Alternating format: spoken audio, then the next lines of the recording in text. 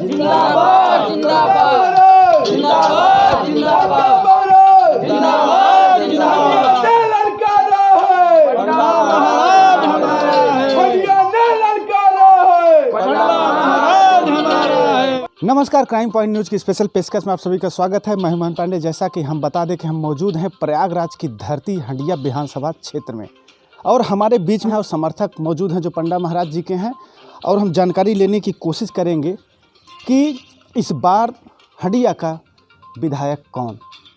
लगातार जिस हिसाब से देखा जाए तो समूचे प्रदेश में अब जाति राजनीति चल रही है।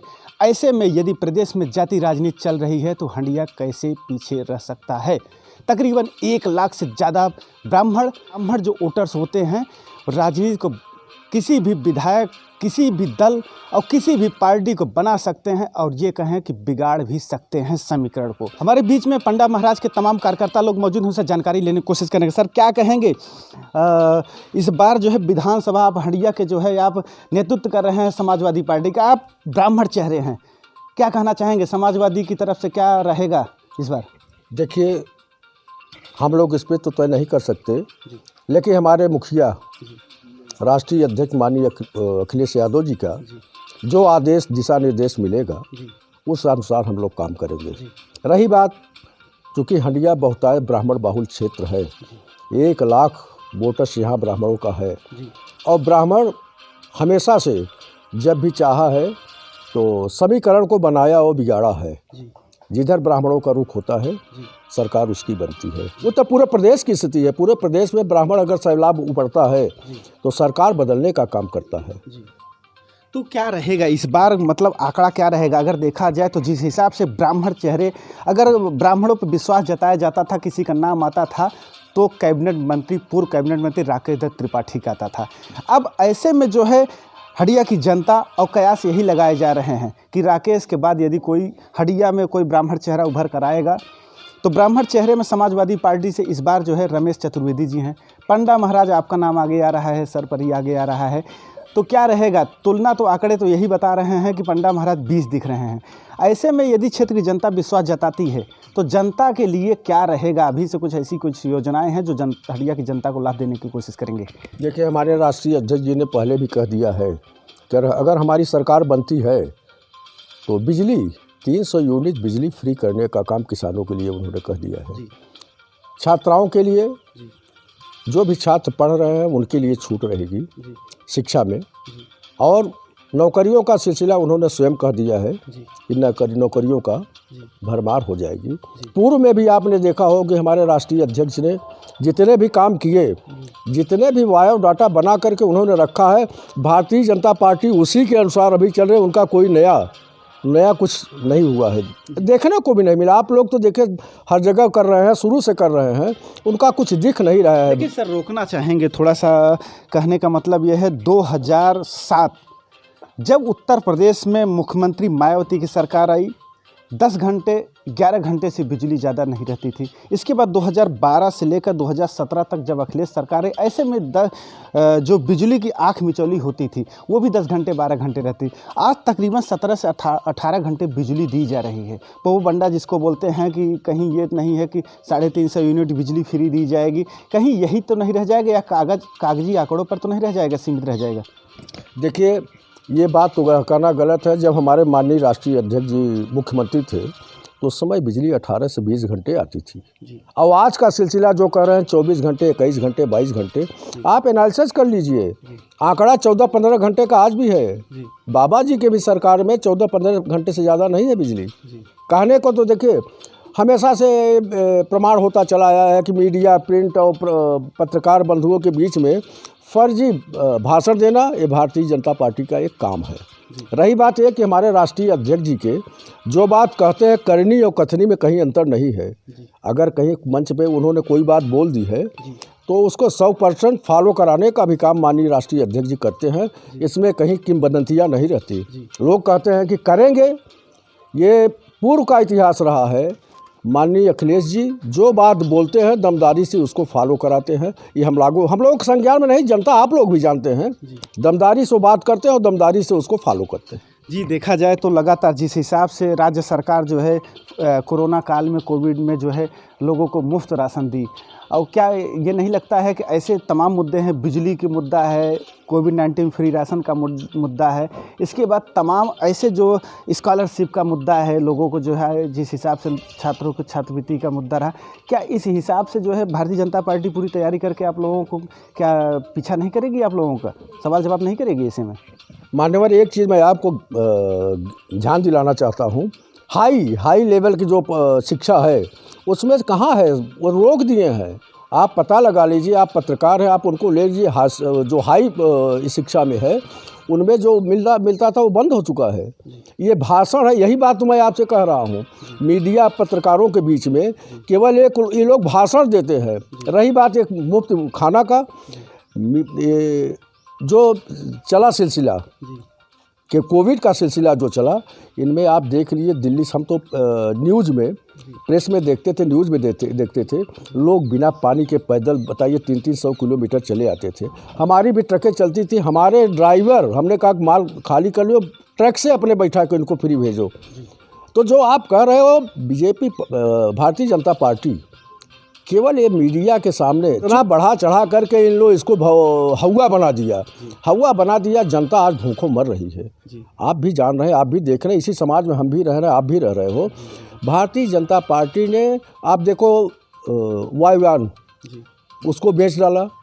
सारी जितने भी देश के बड़े बड़े वो हैं, उद्योगपतियों के बीच में घिरे हुए हैं माननीय हमारे प्रधानमंत्री जी। एक समय था कि जनता के बीच जब आपने खुशहाली दिख रही थी, लेकिन आज जनता रो रही है। तो भारतीय जनता पार्टी का कोई वजूद नहीं है।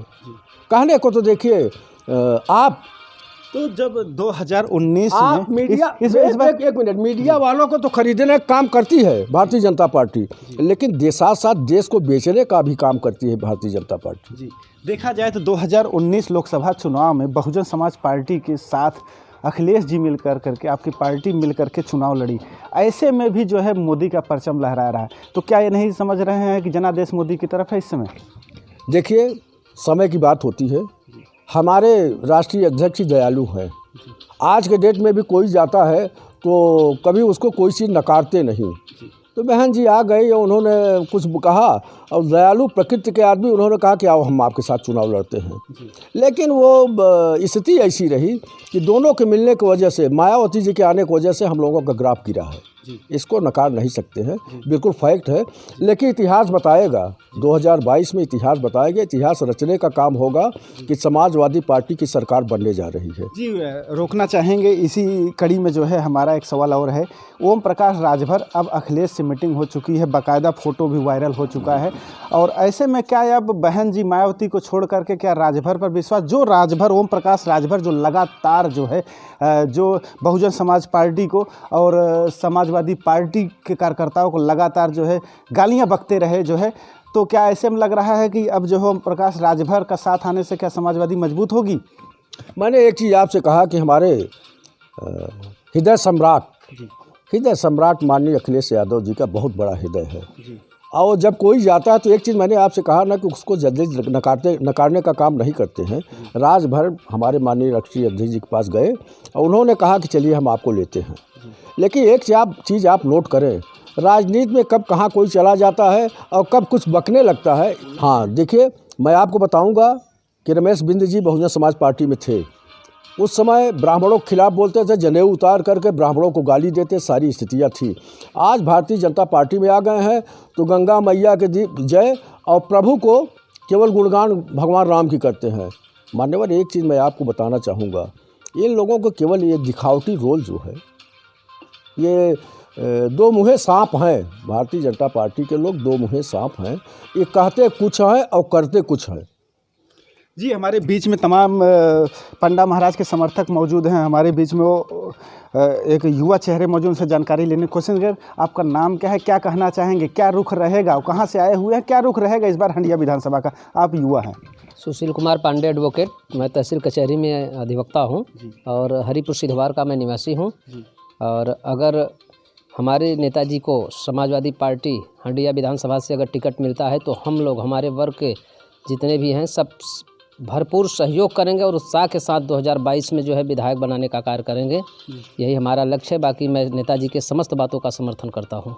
जी, हमारे बीच में एक और चेहरे हैं, उनसे जानकारी लेने कुछ क्या कहेंगे, आपका क्या नाम है, क्या कहेंगे, क्या रहेगा रुझान इस बार के लिए? जगदीश नारायण तिवारी धोबहा। जी इस बार समाजवादी पार्टी का परचम जो है लहरा रहा है और हंडिया विधानसभा से यदि पंडा महाराज जी ब्राह्मण चेहरा अगर सामने आएगा तो हंडिया विधानसभा में सपा का प्रत्याशी चुनाव जीत के जाएगा।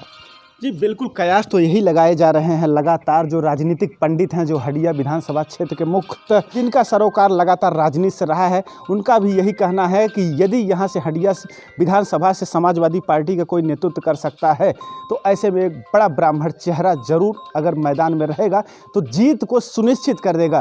क्योंकि पिछली बार जिस हिसाब से विधानसभा में चुनाव हुआ, निधि यादव जी को जो है समाजवादी ने अपना प्रत्याशी बनाया, ऐसे में हंडिया की जनता ने तीसरे पायदान पर लगा कर रख दिया और यही कारण रहा कि बहुजन समाज पार्टी का यहाँ जो विधायक जो हाकिम बिंद वो विजय हुई। लेकिन अब ऐसे में ये देखा जा रहा है, हम जानकारी लेने की कोशिश करेंगे, वही हाकिम बिंद अब समाजवादी का जो है दामन थाम रहे हैं। क्या कहेंगे, क्या ये हंडिया के लिए अच्छा रहेगा, शुभ संकेत रहेगा, क्या रहेगा?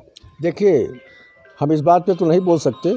ये निर्णय तो माननीय राष्ट्रीय अध्यक्ष जी का है और राष्ट्रीय अध्यक्ष जी देखिए पूरे प्रदेश में एक एक चप्पे चप्पे पर उनको सारी जानकारी है जी कि कहाँ किसको हमको उतारना है, कहाँ हमको किसको लड़ाना है। जी ये निर्णय उनका है। माननीय राष्ट्रीय अध्यक्ष जी का निर्णय सर्वोपरि है। हम लोग उनके साथ हैं और उनके निर्णय का हम भरपूर समर्थन करते हैं। जी, हमारे बीच में एक और चेहरे हैं। सर, क्या कहना चाहेंगे, क्या आपका नाम है, क्या कहना चाहेंगे, क्या रहेगा समीकरण? क्या यहाँ की राजनीति पलटवार करेगी या फिर जो है यहाँ पर बहुजन समाज पार्टी का जो नेता जयपूजन पांडे जी हरिपुर सिद्धवार जी हंडिया विधानसभा क्षेत्र के निवासी हैं। जी यदि श्री प्रकाश चंद्र त्रिपाठी जी को पंडा महाराज जी को टिकट मिलता है तो हम लोग उनके साथ रहेंगे, भरपूर उनके साथ रहेंगे। हम यही चाहेंगे कि इनको टिकट मिले समाजवादी पार्टी से।